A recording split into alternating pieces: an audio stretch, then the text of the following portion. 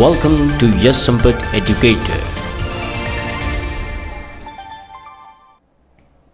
Good morning Muskan ji, जय हिंद। Anushka ji good morning, जय हिंद। आकाश गुड मॉर्निंग, जय हिंद। राकेश जय हिंद, good morning. Yogesh ji good morning, जय हिंद।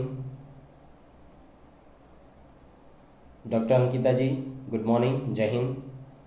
Okay okay so this kind of the particular session is about the 6 September 2022. Okay. Arpita ji good morning, जय हिंद। गुरबीर सिंह गुड मॉर्निंग, जय हिंद। जय Hind, welcome. Okay. Rukhsana good morning. Ali good morning, जय Hind. Okay, so let us start with the particular session. So in this kind of the particular lecture we will discuss about the Hindu newspaper analysis. So this particular newspaper is about the 6 September 2022. Okay, so जैसे आप लोगों ने देखा, Madras high court ने LGBTQIA plus के ऊपर क्या कहा है और क्या है ये LGBTQIA प्लस, उसके बारे में हम लोग आज जानेंगे। सबसे पहले हम लोग डिस्कस कर लेते हैं इस तरीके के आर्टिकल को। फर्स्ट इन 7 years दिल्ली जू वेलकम्स 3 वाइट टाइगर्स कब। ओके, तो यहाँ पर जो वाइट टाइगर है उसके बारे में यहाँ पर एक न्यूज़ निकल कर आती थी, जिन्होंने 7 साल में पहली बार दिल्ली जू के अंदर वाइट टाइगर कब्स जो आए हैं वो 3 आए हैं एक साथ। ठीक है, so 3 white tigers cubs were born at Delhi's national zoological park on 24th August, said zoo officials on Thursday. Both the cubs and their mother, 7-year-old Sita, are in good health and they are safe over here. Is it clear? So guys, in this kind of the particular article I want to tell you that white tiger is very much important regarding the GS paper 3. Okay, यहाँ पर आपको agriculture sector as well as the biodiversity और okay उसके हिसाब से GS paper 3 से ये article काफी हद तक इंपॉर्टेंट माना जा सकता है। Is it clear? So let us discuss about the wild life tiger and we can say that the white tiger over here. Okay, so white tiger की अगर मैं बात करूं, भारत देश के अंदर जो व्हाइट टाइगर है उसके अंदर व्हाइट होने की वजह यही है कि उसके अंदर जो एक पिगमेंटेशन जो आता है उसका यहाँ पर कमी देखने को मिलता है। ठीक है, white tiger in India are nothing but a pigmentation variant of the Bengal tiger. Is it clear? जो कि भारत देश के अंदर ये जो व्हाइट टाइगर है मध्य प्रदेश के रेवा जिले के अंदर यहाँ पर मिल सकता है।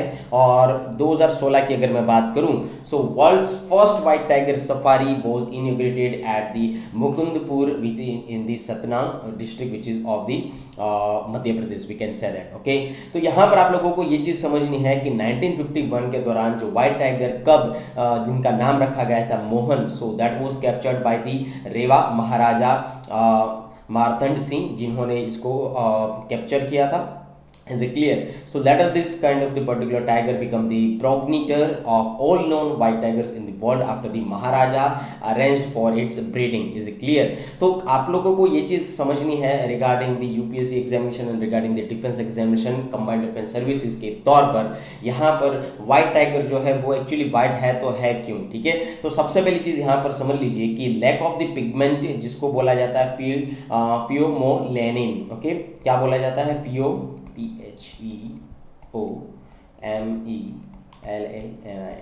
ओके, हाँ, फियोमेलानिन उसकी जो यहाँ पर कमी होती है उसकी वजह से ही इसका जो कलर है वो वाइट दिखता है। ठीक है, तो ये चीज़ आप लोगों को समझनी है। Which was found in the Bengal tigers with orange colour fur. Okay, तो यहाँ पर इस तरीके की जो lack of this particular pigment होने की वजह से यहाँ पर इसकी जो फर है वो काफ़ी हद तक वाइट देखने को मिल सकती है। पर अगर मैं बात करूँ रॉयल बंगाल टाइगर की, पर उसके अंदर आपको फर जो है ऑरेंज कलर की देखने को मिल सकती है।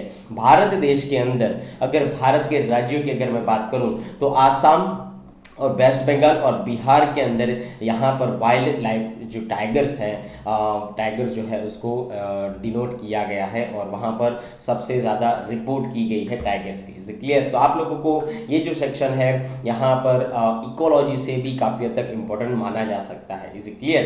Late us discuss about the next one, this kind of the particular article over here, record hatching of the salt water crocodiles in the Bhitarkanika national park. Guys, I want to tell you that national park is very much important for your examination point of view regarding the static GK also. Okay, so a record number of around 3700, okay, baby saltwater crocodiles have broken out of the eggshells to make their way to the water bodies of the Bhitarkanika National Park, which is in the Odisha and official site. Is it clear? तो यहाँ पर आप लोगों को ये समझना है कि ये जो भितरकनिका नेशनल पार्क है उसके अंदर जो क्रोकोडाइल है, सो that is a salt water crocodile, and let us discuss about the salt water crocodile. तो सबसे पहली चीज मैं आपको बता दूं कि सॉल्ट वाटर क्रोकोडाइल जो है सिर्फ और सिर्फ खारे पानी में ही रहते हैं। अगर उसको खुला समुद्र मिला, खुला ओशन मिला, तो काफी हद तक लंबी दूरी तक जा सकते हैं और तैर सकते हैं। Is clear? So that is a particular one salt water crocodile over here. Okay, it is the largest of the 23 pieces, जिसको हम लोग एक्सटेंट और उसको लिविंग क्रोकोडाइलियंस के तौर पर समझते हैं। That is included the true crocodiles, alligators और कैमेनन्स। ठीक है, सो that is a type of the particular crocodile over here, true crocodiles, alligators and the canyons. Alligators की अगर मैं बात करूँ तो इसकी जो चोंच होती है काफ़ी हद तक लंबी, जिसको हम लोग घड़ियाल भी बोलते हैं, ठीक है, हिंदी के अंदर। तो ये चीज़ आप लोगों को समझनी है। So saltie is also called the estuarine crocodile, and as the name suggests is typical found in the brackish water of the estuaries. Okay, तो ये चीज आप लोगों को समझना है कि इसका शॉर्ट नेम क्या है, सॉल्टी। ठीक है, ऑस्ट्रेलियन क्रोकोडाइल जिसको कहा जाता है। So it can also the tolerate the salt water in the ocean also and can travel long distance over the open oceans making use of the tidal currents. Is it clear? तो जैसे मैंने आप लोगों को कहा कि अगर उसको खुला समुद्र मिला तो काफी दूरी तय कर सकते हैं और आराम से। Is it clear? Let us discuss about the habitat. So if we talk about the habitat, so the Celtai is today found in the 3 locations in India. एक तो सुंदरबन में मिल सकता है, भितरकनिका नेशनल पार्क है वहाँ पर आपको देखने को मिल सकता है, साथ ही साथ द अंडमान निकोबार आइलैंड के अंदर भी ये आप लोगों को देखने को मिल सकते हैं। पर यहाँ पर उसकी प्रजाति जो है धीरे धीरे उसको भी थ्रेट्स है, जैसे कि habitat destructions, fermentations, transformation, fishing activities, use of crocodile parts for medical purpose। तो ये सारी की सारी प्रोसेस होने के वजह से ही यहाँ पर उसकी जो प्रजाति है काफ़ी हद तक दिन प्रतिदिन घटती चली जा रही है। Is it clear? तो ये that is called the threat regarding this particular crocodiles over here. Okay, if you talk about which kind of the protection initiative taken by the government. Okay, so what is the protection status of the saltwater crocodiles over here? So first one is the IUCN list of the threatened species, so that is a least concern. CITES, that is appendix 1 and wildlife protection act 1972, उसके तहत उसको बचाने की कोशिश की जा रही है। Is it clear? So wild life protection act 1972 is important one. Is it clear? तो ये चीज आप लोगों को यहाँ पर समझनी है। Now let us discuss about this particular article, Mikhail Gorbachev. Okay, उसके बारे में पहले आर्टिकल देख लेते हैं। सो आज का जो न्यूज़पेपर है जैसे हम लोगों ने डिस्कस किया कि Tuesday September 6 2022। Okay, let us move on this particular article over here.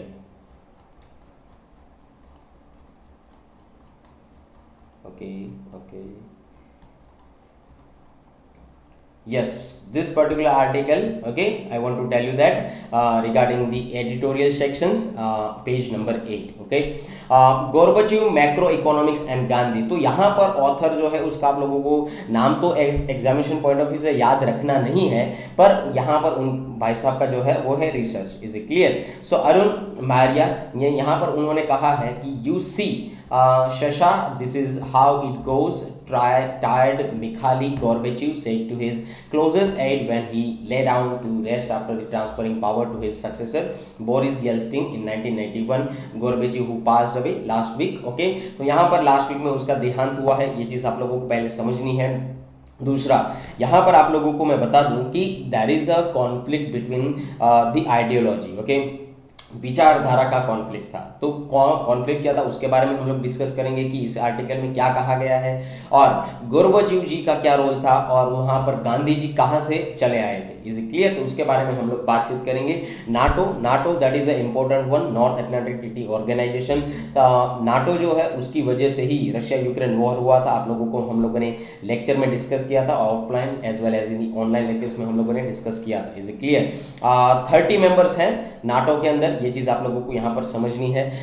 यहाँ पर यूक्रेन को ज्वाइन होना था नाटो के अंदर, इसकी वजह से ही वॉर हुआ। And I want to also tell you that NATO जो है that is a military alliance. जैसे कि अगर समझो कि 30 देशों के ऊपर किसी भी देश ने आक्रमण किया, अटैक किया, तो ये 30 मिलकर उसके ऊपर अटैक करेंगे। सो that is a particular military alliance over here. Okay, now let us discuss about the ideological conflict. What is the particular ideological conflict between the capitalism and the communism? Is it clear?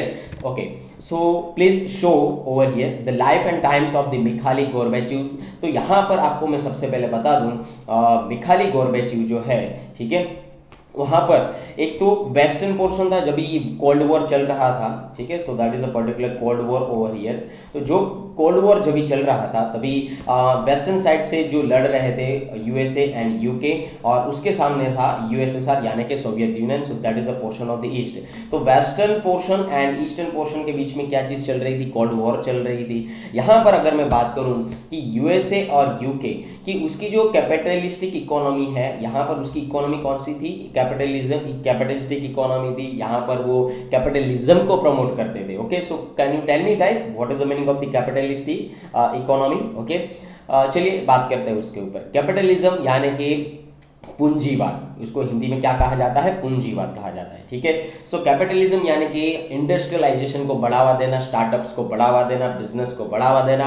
यहाँ पर कोई भी individual person जो है वो trade कर सकता है। यहाँ पर सारा का सारा डिसीजन मेकिंग पावर जो है उस ओनर का होगा, इंडिविजुअल पर्सन का होगा, ठीक है। वहाँ पर गवर्नमेंट का कुछ रोल नहीं होगा। So that is called the पूंजीवाद, capitalism, and this kind of the particular economy that is called the capitalistic economy. Is it clear? पर अगर मैं बात करूँ यूएसएसआर और साथ ही साथ रशिया की बात कर लेते हैं, ठीक है। तो 1991 तक जो था यूएसएसआर संगठित था। यहाँ पर अगर मैं बात करूँ तो 15 जो देश बने और उसके बाद जो एक देश अलग हुआ, सो दैट इज रशिया। तो यूएसएसआर के अंदर पहले कितने थे? 16 कंट्रीज थे, ठीक है, 16 कंट्रीज थे। बाद में यूएसएसआर 1991 के अंदर टूटा और बाद में रशिया उससे अलग हुआ। Is it clear? और वहां पर यूएसएसआर की जो आइडियोलॉजी थी, सो that is called the communism. Okay, communism का मतलब एक्चुअली हिंदी में होता है साम्यवादी विचारधारा, जहां पर डिसीजन मेकिंग पावर सिर्फ और सिर्फ गवर्नमेंट का होगा, डिक्टेटरशिप हो सकती है, ठीक है। तो ये चीज आप लोगों को यहाँ पर समझनी है। तो जब से यूएसएसआर अच्छी तरीके से चला तब तक दोनों के बीच में और आइडियोलॉजिकल कॉन्फ्लिक्ट होने लगे, और उस आइडियोलॉजिकल कॉन्फ्लिक्ट के बाद 1991 में यहाँ पर यूएसएसआर टूटा और थोड़ा बहुत कॉन्फ्लिक्ट शांत हुआ। पर भाई साहब आ गए व्लादिमीर पुतिन जी। व्लादिमीर पुतिन जी ने यही चीज फिर से स्टार्ट की और उस विचारधारा को फिर से आगे बढ़ाया, that is called the communism ideology. और यहाँ पर जो गोर्बाचेव भाई साहब जो थे, ठीक है, ये भाई साहब जो थे ये एक कैपिटलिज्म इकोनॉमी को प्रमोट करते थे, कैपिटलिज्म माहौल को प्रमोट करते थे। और यहाँ पर व्लादिमीर पुतिन जी जो थे, ठीक है, ये किसको प्रमोट करते थे? कम्युनिज्म को प्रमोट करते थे। Is it clear? तो उस दोनों की विचारधाराओं में ये कॉन्फ्लिक्ट था, ठीक है। तो ये चीज आप लोगों को यहाँ पर समझनी है। Is it clear? अभी बात करते हैं कि Russia today, yes, so by US economists presumably and an unintended effect of the Big Bang in the return of the authoritarianism under the Vladimir Putin, Gorbachev had favored a slow transition to a mixed economy over here. Okay, तो Gorbachev भाई साहब जो थे capitalism को तो promote करते ही थे, पर साथ ही साथ वो उसका कहना ये भी था कि we imply that this kind of the particular mixed economy over here. Is it clear? हमें एक इम्प्लाई करना चाहिए मिक्स्ड इकोनॉमी को लेकर। तो उन्होंने बाद में मिक्स्ड इकोनॉमी को प्रमोट किया था इज ए क्लियर। तो ये चीज़ आप लोगों को समझनी है। और व्लादिमीर पुतिन जी और यहाँ पर जो मिखाइल गोर्बेचीव जो है, उन दोनों के बीच में ये कॉन्फ्लिक्ट था। और जब भी 91 ईयर की एज में इन भाई साहब का जो देहांत हुआ, तभी भी पुतिन साहब उसके देहांत के बाद गए नहीं थे, ठीक है। जो लास्ट जो यात्रा होती है उसमें वो नहीं गए थे, इज क्लियर। तो that is a particular article over here. And if you talk about the Gandhi ethical economics, तो इस क्या है इसका मतलब। तो पहले के ज़माने में दोस्तों क्या था, इंटरनेट फैसिलिटी नहीं थी, डिजिटल मार्केटिंग ऐसी कुछ चीज़ें नहीं थी, यहाँ पर टीवी इतने फेमस थे नहीं, न्यूज़पेपर हर कोई नहीं पढ़ता था क्योंकि साक्षरता का दर जो था काफ़ी हद तक कम था, सारे लोग पढ़े लिखे नहीं थे। तो यहाँ पर गांधी जी ने सबको इकट्ठा करने के लिए क्या यूज़ किया था, सबको इकट्ठा करने के लिए दांडी यात्रा का यूज़ किया था कि हम लोग 18 माइल चलेंगे और सबको साथ में लेकर चलेंगे। यहाँ पर गांधी जी का अगर मैं बात करूँ तो गांधी जी एक इमोशनली कनेक्ट हो जाते थे, इमोशनल इंटेलिजेंस के काफ़ी हद तक माहिर व्यक्ति माने जाते हैं। आज के ज़माने में अगर मैं बात करूं तो मेरे हिसाब से गांधी जी के बाद नरेंद्र मोदी साहब ही आते हैं, जो एक इमोशनल इंटेलिजेंस के एक एग्जाम्पल हो सकते हैं, ठीक है। सिर्फ और सिर्फ मैं क्वालिटी की बात कर रहा हूं, इज इट क्लियर। तो ये चीज़ याद रखना। तो गांधी जी जो है, ठीक है, so new models of the cooperative governance are required to release the promise of humanities shared commons, okay. तो यहाँ पर गांधी जी की ये एक आइडियोलॉजी थी। तो यहाँ पर कहने का मतलब यही है कि उसके बाद यहाँ पर जो विचारधारा है मिखाइल गोर्बेचीव और गांधी जी की थोड़ी बहुत विचारधारा जो है वो काफ़ी हद तक सिमिलरिटी उसमें देखने को मिल सकती है। So that's it for this particular article. तो यहाँ पर आप लोगों को ये समझाया गया है कि मैक्रो इकोनॉमिक्स गांधी जी और यहाँ पर गोर्बेचीव उसका इसके दौरान क्या कहना है, ठीक है। Now let us discuss about the next article. So आप लोगों को यहाँ पर नीचे देखने को मिल सकता है, rear guard action, car accident related deaths can be drastically reduced by the use of seat belts, okay guys. whenever you drive the car, okay, and whenever you ride the bike, okay, so you have to focus on the safety purpose also firstly, is it clear। तो सबसे पहले जब भी आप car चलाओ तो seat belt बांधो, और जब भी बाइक चलाओ आप हेलमेट पहनो, ठीक है। तो यहाँ पर आप लोगों को ये एक आर्टिकल दिखाया गया है कि जो भी ड्राइव करते हैं और जो सीट बेल्ट नहीं पहनते हैं तो उसका यहाँ पर रिकॉर्ड दिया गया है। Merely days after the release of the national crimes record bureau report that stated that those killed in the road accident almost 1,55,622 in 2021, okay, had reached the highest level since 2014। तो 2014 में 1,50,000 के करीब लोगों की मौत हुई है। और साथ ही साथ अभी पालघर जो महाराष्ट्र का डिस्ट्रिक्ट है, वहाँ पर टाटा सन्स के जो चेयरमैन थे जिनका नाम था साइरस मिस्त्री, उनका भी यहाँ पर एक्सीडेंट में देहांत यानी कि डेथ हुआ है, ठीक है। तो यहाँ पर आप लोगों को ये चीज़ समझनी है कि ऑलमोस्ट अगर देखा जाए तो जो भी सीट बेल्ट नहीं पहनते हैं तो उसकी जो लाइफ सिक्योरिटी है ऑलमोस्ट 63% के आसपास ही रह जाती है, जो कि एयरबैग से मिलता है, ठीक है। So airbag deployment reduce mortality by the 63% over here. तो अगर आपकी कार के अंदर एयरबैग है तो रिस्क जो है वो काफी हद तक कम हो जाता है, यानी कि 63% आप सेफ है, इज इट क्लियर। पर जब भी आप left shoulder belt use reduced mortality by 72%। जब भी आप यहाँ पर थोड़ा सेफ्टी बेल्ट का या सीट बेल्ट का एक ख्याल रखते हैं, ठीक है, तो 72% के आसपास यहाँ पर आपको प्रोटेक्शन मिल सकता है सिर्फ और सिर्फ सीट बेल्ट से, ठीक है, और सिर्फ एयरबैग से 63%। पर जब भी दोनों अगर आपके कार में है, एक तो एयरबैग भी है और सीट बेल्ट भी आपने पहना है, तो आपकी जो लाइफ रिस्क जो है काफ़ी तक कम हो जाती है और आपके बचने के चांसेस ऑलमोस्ट मोर देन 80% हो जाते हैं जब भी एक्सीडेंट होता है तभी, ठीक है। तो आप लोग याद रखें, जब भी आप कोई कार खरीदो तो एयरबैग वाली ही खरीदो। और guys I want to tell you that whenever you ride the bike or whenever you drive the car, okay, please focus on the safety purpose firstly, is it clear। Car चलाते हैं तो seat belt पहने, bike चलाते हैं तो आप helmet पहने, is it clear. अगर मैं यहाँ पर रोड ट्रांसपोर्ट मिनिस्ट्री एस्टिमेटेड की उसकी एस्टिमेटेड रिपोर्ट की बात करूँ तो उन्होंने यहाँ पर कहा है कि 26,896 people had died due to the non-use of the seat belts, okay, 26,896 people had died due to this particular situations, okay, जिन्होंने सीट बेल्ट्स नहीं पहने थे। तो ये जो डेटा है 2017 का डेटा है, तो यहाँ पर आप लोगों को ये चीज़ याद रखनी है। साथ ही साथ यहाँ पर एनसीआरबी, यहाँ पर एक बॉडी है जिन्होंने एक रिपोर्ट रिलीज की है कि सबसे ज़्यादा जो एक्सीडेंट होता है उसका रीज़न ये है हाई स्पीड, ठीक है। तो जब भी आप कोई बाइक चलाओ, कार चलाओ, कोई भी व्हीकल चलाओ, अपनी जो लिमिट है उस स्पीड की वो रखें और उसी स्पीड के दौरान आप चलाइए। Is it clear? So NCRB findings that 56% of India's road accident in 2021 regarding the due to over speeding, okay. तो don't do the over speeding guys, okay, इसका अच्छी तरीके से ख्याल रखिए। और दूसरा यहाँ पर एक सजेशन दिया गया है कि the removal of the medians on the intercity highways and replacement with the steel guard rails और वायर रॉक बैरियर्स, ठीक है। तो यहाँ पर मेरिट कंसिडरेशन के तौर पर यहाँ पर एक सजेशन दिया गया है कि स्टील गार्ड रेल्स का और वायर रॉक बैरियर्स का यहाँ पर यूज किया जा सके, ओके। चलिए आगे बात करते हैं। Now let us move on the next article, okay. पर पहले यहाँ पर मैं आपको बता दूं ये हैं, हाँ, व्लादिमीर पुतिन जी और मिखाइल गोर्बेचेव, ठीक है। उसको आप अच्छी तरीके से देख लीजिए। यहाँ इन दोनों की आइडियोलॉजी में काफ़ी हद तक डिफरेंस था, ठीक है। पहले दोनों साथ में काम करते थे, पर बाद में इन दोनों की आइडियोलॉजी में काफ़ी हद तक डिफरेंस देखने को मिल सकता था, okay. Now let us discuss about this particular image. तो यहाँ पर देखिए, ये भाई साहब ने यहाँ पर सीट बेल्ट नहीं पहना है, ठीक है। यहाँ पर ये भाई साहब ने सीट बेल्ट नहीं पहना है, भले ही एयरबैग है। सो ऑलमोस्ट 63% उसको यहाँ पर प्रोटेक्शन मिल सकता है एयरबैग होने की वजह से। इसका जो सर है वो स्टीयरिंग के पास नहीं टकराएगा, इज इट क्लियर।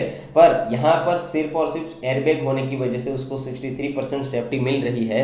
पर if I talk about that this kind of the particular situation, ठीक है। तो यहाँ पर देखिए सीट बेल्ट भी है, ओके, सीट बेल्ट भी है और यहाँ पर एयरबैग भी है, यहाँ पर भी एयरबैग है, यहाँ पर भी एयरबैग्स है, यहाँ पर भाई साहब ने यहाँ पर सीट बेल्ट भी पहना है, इज इट क्लियर। तो आप समझ सकते हैं कि whenever you wear the seat belt तो आपकी बॉडी को वो आगे नहीं आने देता, और साथ ही साथ अगर आप थोड़े भी बहुत आगे आ जाए तो उसको रोकने के लिए एयरबैग है। सो यहाँ पर आपकी जो पूरी की पूरी जो सेफ्टी बन जाती है वो 80% के प्लस के करीब बन जाती है। So do it this kind of the proper thing, okay. तो ये चीज़ आप लोगों को यहाँ पर समझनी है। Now let us discuss about this kind of the particular article that is called the LGBTQIA+ community. A detailed discussion we can over here, okay, we can discuss this kind of the particular matter कि Madras high court ने क्या decision दिया है, क्या कहा है। और ये LGBTQIA+ जो है वो थंबनेल में जैसे आप लोगों ने देखा कि एक्चुअली है तो है क्या, ठीक है। चलिए पहले आर्टिकल की ओर देख लेते हैं। Where is the article in the Hindu newspaper over here, okay. तो यहाँ पर ये चीज़ हम लोगों ने डिस्कस कर ली। हाँ प्रजाकर्ता जी, यस, हाँ, ये चीज़ हम लोगों ने डिस्कस कर ली, ओके, राइट, ओके। हाँ, अभी LGBTQI को भारत सरकार के हिसाब से अगर देखा जाए तो यहाँ पर शादी के मामलों में थोड़ा बहुत यहाँ पर उसका सेक्शंस का चल रहा है, तो उसके बारे में थोड़ा आप लोगों को याद रखना है कि जो समलैंगिक जिसको हम लोग कहते हैं, ठीक है, उसके कई सारे जो है प्रावधान भी है, उसको आप लोगों को अच्छी तरीके से समझना होगा, ठीक है। चलिए आगे बात करते हैं इस आर्टिकल के बारे में। The ban on conversion therapy for LGBTQIA+ community. तो सबसे पहली चीज़ यहाँ पर मैं बता दूँ, LGBTQAI एक्चुअली कम्युनिटी है तो है क्या, ठीक है। L stands for the lesbian, B stands for the bisexual, Q stands for the query questioning, G stands for the gay, T stands for the transgender, I stands for the intersex, S stands for the asexual gender. Is it clear? So that is called the LGBTQIA+. अभी यहाँ पर जो कहा गया है Madras high court ने, जैसे आप लोगों ने थंबनेल के अंदर देखा, ठीक है, तो मद्रास हाई कोर्ट ने ऐसा कहा है कि आप जो है वो कन्वर्जन थेरेपी नहीं कर सकते, ठीक है। तो कन्वर्जन थेरेपी यहाँ पर आप देख सकते हैं कि कन्वर्जन थेरेपी एक्चुअली है क्या, यहाँ पर हम लोग डिस्कस करेंगे, ठीक है।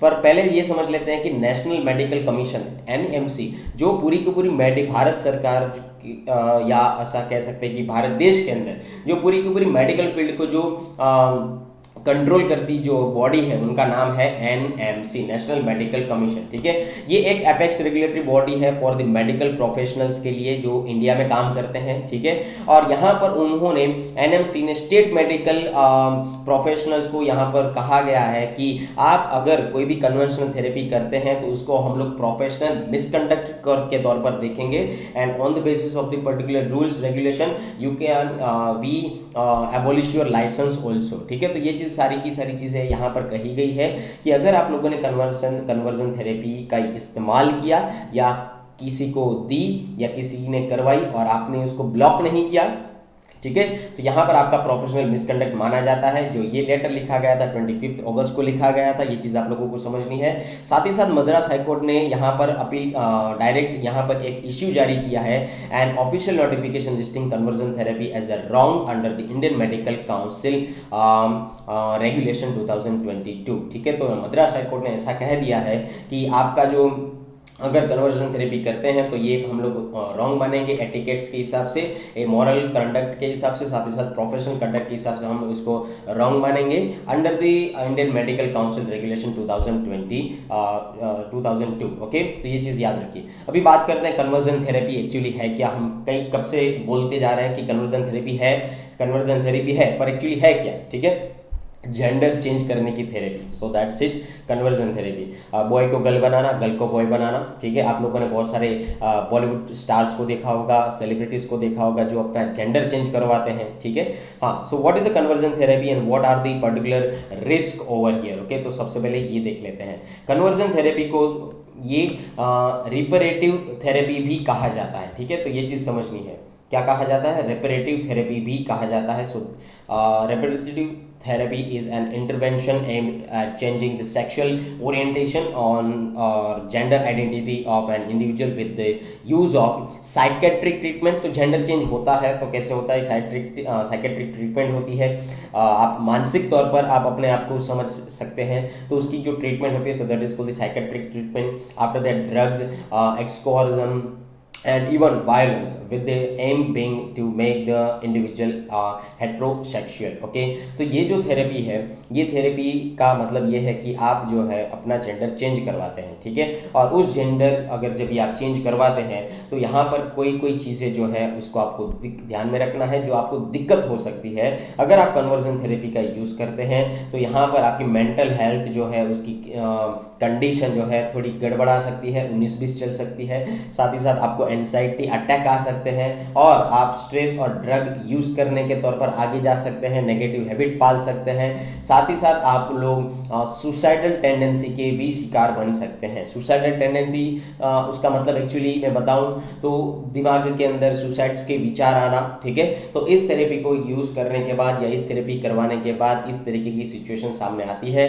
इसके लिए यहाँ पर मद्रास हाईकोर्ट ने एनएमसी को कहा, एनएमसी ने सारे स्टेट मेडिकल एसोसिएशंस को कहा और सारे स्टेट मेडिकल प्रोफेशनल्स को कहने के बाद यहाँ पर सारे डॉक्टर्स को कहा गया कि if you do this kind of the particular thing so that is considered as a professional misconduct. Is it clear under the Indian medical council regulation 2002। Okay, तो यहाँ पर आप लोगों को ये चीज़ याद रखनी है। What is the role of the Madras high court in the ban, तो बैन करने का यही एक रीजन था। On the June 7, 2021 justice and Anand Venkatesh of the Madras High Court gave a landmark ruling on case he was hearing about the ordeal of a same-sex couple who sought police protection from their parents। okay, यहाँ पर दोस्तों parents का काफ़ी हद तक role माना जा सकता है as per my point of view. Also यहाँ पर आर्टिकल में भी कहा गया है, ठीक है, कि यहाँ पर समझ लीजिए कि ये एक आनुवंशिक हो सकता है या ऐसे हॉर्मोन्स की वजह से यहाँ पर ये सारी की सारी चीज़ें हो सकती है। ठीक है,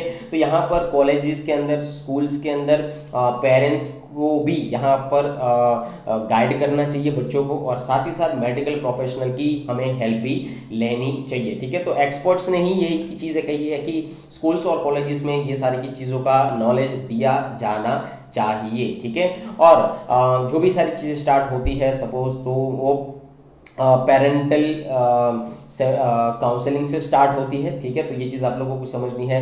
तो पेरेंट्स को भी यहाँ पर इस सारी चीज़ों को अंदर ध्यान रखना चाहिए कि जब भी इस तरीके की आपको कोई भी चाइल्ड दिखे या कोई भी चाइल्ड पता चले तो उसको अच्छी तरीके से मेडिकल प्रोफेशनल्स की हेल्प लेकर उसको ट्रीट करवाना चाहिए, ना कि कन्वर्जन थेरेपी का वो यूज़ करे। Is it clear? तो ये चीज़ आप लोगों को यहाँ पर समझनी है। Is it clear? So what were the some of the other guidelines issued by the court. ठीक है, तो यहाँ पर कोर्ट की यहाँ पर लीगल गाइडलाइंस दी गई है। ठीक है, so that's it for this particular article. Now let us discuss about this depth. Okay, ये सारी चीज़ें हम लोगों ने डिस्कस कर ली कि इसको हम लोग प्रोफेशनल मिसकंडक्ट गिनेंगे under the Indian medical council regulation 2002 के दौरान। ठीक है, प्लस का मतलब यही है, all the gender identities and sexual orientations that letters are words can not yet fully describe over here. या ये जो LGBTQIA प्लस जो है उसके अंदर अगर मैं कल्चरली बात करूं तो यहाँ पर वो पुरुष भी नहीं है, स्त्री भी नहीं है, ये neither man nor a woman और एज वुमन। ठीक है, पुरुष जो है एक स्त्री की तरह बिहेव करता है। ठीक है, सो that is called the particular plus orientation regarding the cultural definition. Okay, तो ये चीज आप लोगों को यहाँ पर समझनी है। Now let us discuss about the next one, NCRB। यहाँ पर आप लोगों को मैं बता दूं, एक जो आर्टिकल आया है वो काफी हद तक इंपॉर्टेंट माना जा सकता है।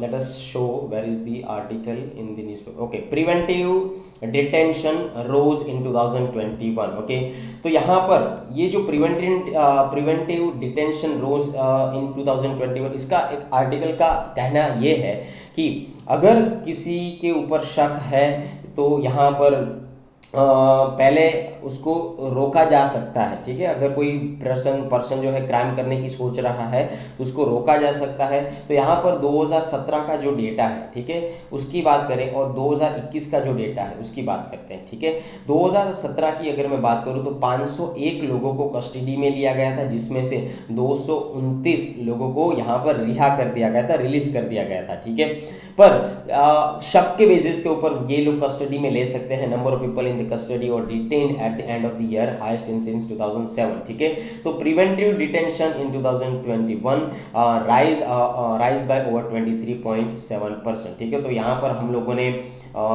थोड़ा बहुत इंक्रीज किया है, ऐसा हम लोग कह सकते हैं। ठीक है, 483% जो है 2021 के अंदर उसको कस्टडी में लिया गया था। ठीक है, और यहाँ पर जो क्राइम का डेटा है वो डिक्लेयर करती है NCRB। कौन डिक्लेयर करती है?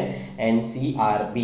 तो in this particular article you have to only remember that कि NCRB एक्चुअली है तो है क्या। ओके, चलिए बात करते हैं नेशनल क्राइम रिकॉर्ड्स ब्यूरो, जिसको हम लोग कहते हैं NCRB।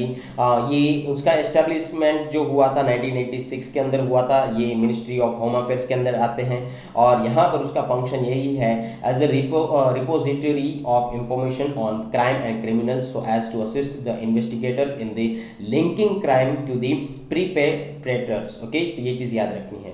NCRB जो है भारत देश के अंदर 3 तरीके की रिपोर्ट पब्लिश करती है, उसको आप लोगों को याद रखना है।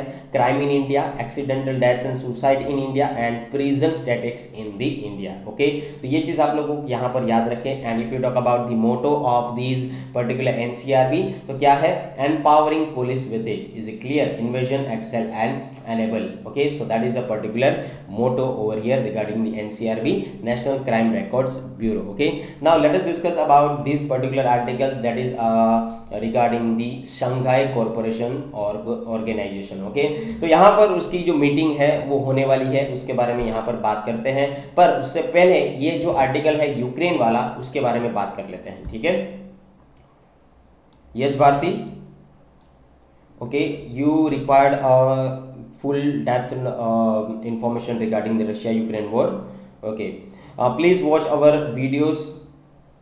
Okay, so you can identify that the proper channelized news regarding the Russia-Ukraine war and what is the this kind of the particular war affected the global economy and global economy affected through the Indian economy, we can say that also. ठीक है, तो global economy की वजह से यहाँ पर Indian economy को भी मार पड़ी है, वो हम लोगों ने सारी चीज़ें डिस्कस किया था। रशिया यूक्रेन वॉर के अंदर हम लोगों ने नाटो भी डिस्कस किया था। ठीक है, तो ये चीज़ आप लोगों को यहाँ पर समझनी है। And Y Russia invade this Ukraine, तो यहाँ पर वो सारी चीज़ें हम लोगों ने देखी थी, तो सारा का सारा आप लोग यहाँ पर देख सकते हैं। प्लीज़ अगर आप लोगों ने नहीं देखा है तो पहले वो वीडियोस देख लीजिए, ठीक है, तो बाद में आपको पता चलेगा कि एक्चुअली यहाँ पर सीन क्या है, ठीक है। चलिए अभी बात करते हैं centre 6 time for the decision on the students who fled Ukraine over here, ठीक है। तो आप लोगों को पता होगा रशिया यूक्रेन वॉर के अंदर हमारे बहुत सारे स्टूडेंट्स जो है, मेडिकल स्टूडेंट्स जो है वहाँ पर पढ़ाई करते थे, पर बाद में वहाँ पर कॉन्फ्लिक्ट होने की वजह से, वहाँ पर वॉर सिचुएशन होने की वजह से सारे लोग इधर आ चुके भारत के अंदर,